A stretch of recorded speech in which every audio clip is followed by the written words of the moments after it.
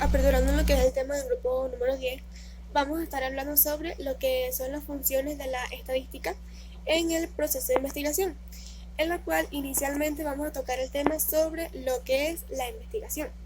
Entonces, autores como Amber Heard en el año 1992 afirman que la investigación es un procedimiento reflexivo, sistemático y controlado que tiene por finalidad descubrir o interpretar los hechos de tanto fenómenos de los fenómenos, tanto relaciones y leyes de un determinado ámbito de una realidad.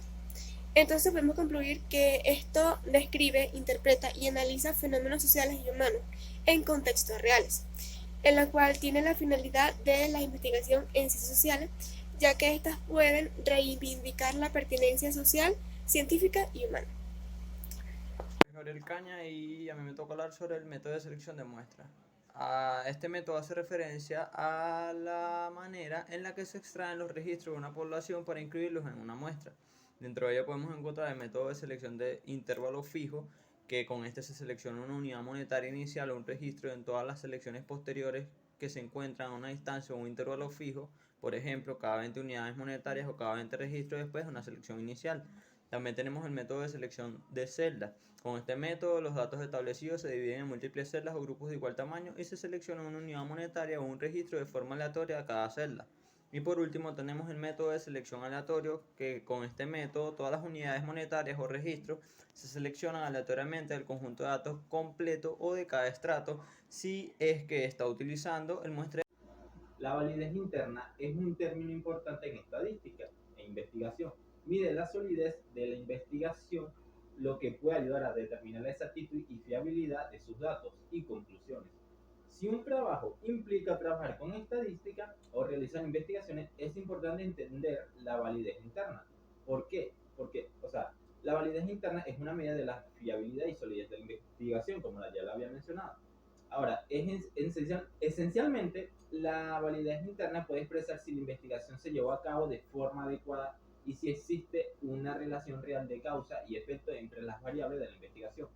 Cuanto mayor sea la validez interna, más precisa será la investigación.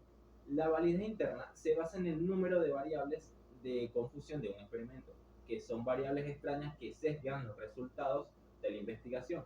Para que los resultados de la investigación tengan validez interna, hay que poder asegurar que ningún otro factor ha causado los resultados.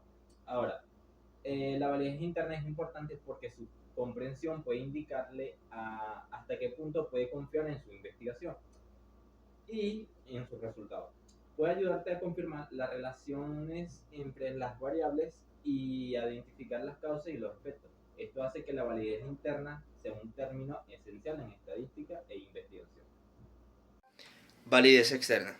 Cuando hablamos de validez externa nos referimos a la extensión y forma en que los resultados de un experimento pueden ser generalizados a diferentes sujetos, poblaciones, lugares, experimentadores, etc. Como bien se sabe, el objetivo principal de un experimento es demostrar las relaciones funcionales entre las variables independiente y dependiente. Un objeto aún más amplio de la investigación pues, es establecer relaciones generales valiosas. La validez interna dirige la pregunta inicial referente a si un experimento determinado ha demostrado una relación inequívoca, mientras que la validez externa dirige una pregunta mucho más amplia, referente al grado con que se pueden generalizarse los resultados de un experimento. La validez externa, en esencia, contiene sus amenazas para su llevada a cabo. Entre ellas tenemos los factores organísmicos, que estos son debidos generalmente a sesgo de selección. También tenemos los factores situacionales, donde la validez externa de un estudio está limitado por los efectos reactivos de la situación o ambiente de investigación. También vamos a tener el pretexting, los efectos del tratamiento múltiple y lo muy conocido como son los efectos novedosos.